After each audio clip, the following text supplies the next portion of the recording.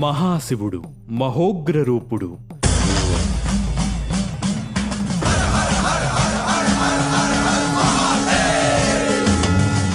కోపంతో మూడో కన్ను తెరిస్తే అంతా భస్మమే.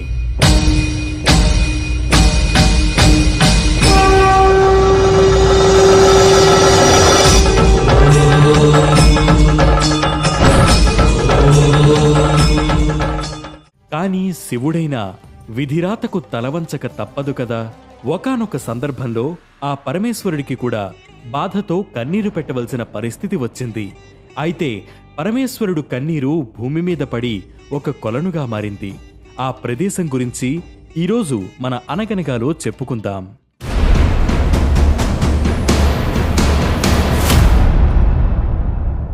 దక్ష ప్రజాపతి ఒక మహాయజ్ఞం చేస్తాడు. అయితే ఈ యజ్ఞానికి తన బిడ్డైన సతీదేవిని, అల్లుడు మహాశివుణ్ణి ఆహ్వానించాడు. అందరినీ ఆహ్వానించిన దక్షుడు తనని శివుడిని పిలవలేకపోవడాన్ని సతీదేవి అవమానంగా భావించింది. కాని పుట్టింటి వాళ్లు పిలిచేదేంటిలెమ్మని తనకు తానే సర్ది చెప్పుకుంది. సతీ, నీ తండ్రి నన్ను కాదు కదా, కనీసం కూతురువైన నిన్ను కూడా పిలవలేదు. పిలవని పేరంటానికి వెళ్లడం తగదు. వెళ్తే నీకు పరాభవం తప్పదు అంటూ పరమేశ్వరుడు వాచించినా వినకుండా తండ్రి తలపెట్టిన యజ్ఞానికి వెళ్ళింది. అయితే అక్కడ సతీదేవిని ఎవరూ కనీసం పలకరించలేదు. పైగా పరమశివుడు చెప్పినట్లుగానే పిలవని పేరంటానికి తగదునంటూ వచ్చావా అంటూ అపహాస్యం చేశారు. అంతటితో ఆగకుండా నలుగురి ముందు శివుణ్ణి ఘోరంగా హేళన చేశాడు. ఆ అవమానాన్ని తట్టుకోలేక సతీదేవి యజ్ఞగుండంలో దూకింది. ఈ విషయం తెలుసుకున్న మహాశివుడు ఆగ్రహోదగ్రుడయ్యాడు.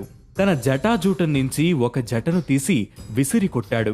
అందులో నుంచి వీరభద్రుడు, భద్రకాళి ఉద్భవించి దక్షుణ్ణి సంహరించారు.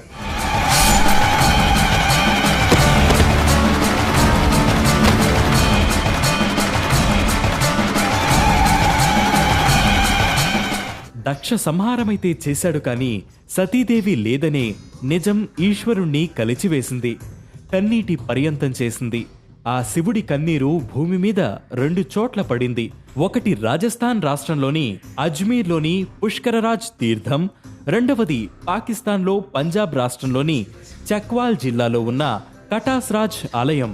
సంస్కృతంలోని కటాక్ష అనే పదం కటాస్ అనే పేరుకి మూలం. కటాస్ అంటే కన్నీటి ఊట అని అర్థం. దీనికి అమర్కుండ్, చామస్కుండ్, కటాక్షకుండ్ అనే పేర్లు ఉండేవి. కటాస్రాజ్ తటాకాన్ని ఉర్దూలో చష్మే అలం అని అంటారు. ఈ కొలనులో స్నానం చేస్తే పాపాలు పోతాయని భక్తుల విశ్వాసం. రాముడు, హనుమంతుడు, శివుడి ఆలయాలు ఇక్కడ ఉన్నాయి. ఇక పాండవులు అరణ్యవాసంలో ఉన్నప్పుడు ఒక యక్షుడు పాండవులను యక్ష ప్రశ్నలు అడిగిన ప్రాంతం కూడా ఇదేనని చెబుతారు. కటాస్రాజ్ ఆలయంలోని శివలింగాన్ని శ్రీకృష్ణుడు స్వయంగా తయారు చేసినట్లుగా చెబుతారు. 1806లో బైసాఖీ ఉత్సవంలో భాగంగా సిక్కు మత వ్యవస్థాపకుడు గురునానక్ కూడా కటాస్రాజ్ ఆలయంలో శివుడిని దర్శించుకున్నాడు. దేశ విభజనకు ముందు కటాస్రాజ్ ఆలయానికి భారతీయులు కూడా వెళ్లేవారు. కానీ విభజన తర్వాత ఈ ఆలయం పాకిస్తాన్ భూభాగంలో ఉండడంతో పాకిస్తాన్లో ఉగ్రవాదం, అక్కడి అస్థిరత వల్ల కాలక్రమేణా భారత్ నుంచి రాకపోకలు తగ్గిపోయాయి. అయితే ఈ ఆలయానికి ఉన్న పౌరాణిక విశిష్టతల వల్ల దీనికి పరదేశంలోనూ ప్రత్యేకత కనిపిస్తుంది. 2005లో ఈ ఆలయాన్ని సందర్శించిన నాటి ఉప ప్రధాని ఎల్కే అద్వానీ ఆలయ నిర్మాణంపై అసంతృప్తి వ్యక్తం చేశారు. దాంతో ఆలయ పునరుద్ధరణకు చర్యలు చేపట్టడానికి పాక్ సర్కార్ కూడా అంగీకరించింది. ఇక్కడి 7 ఆలయాల్లో విగ్రహాలను పునఃప్రతిష్ఠించేందుకు నిర్ణయించింది.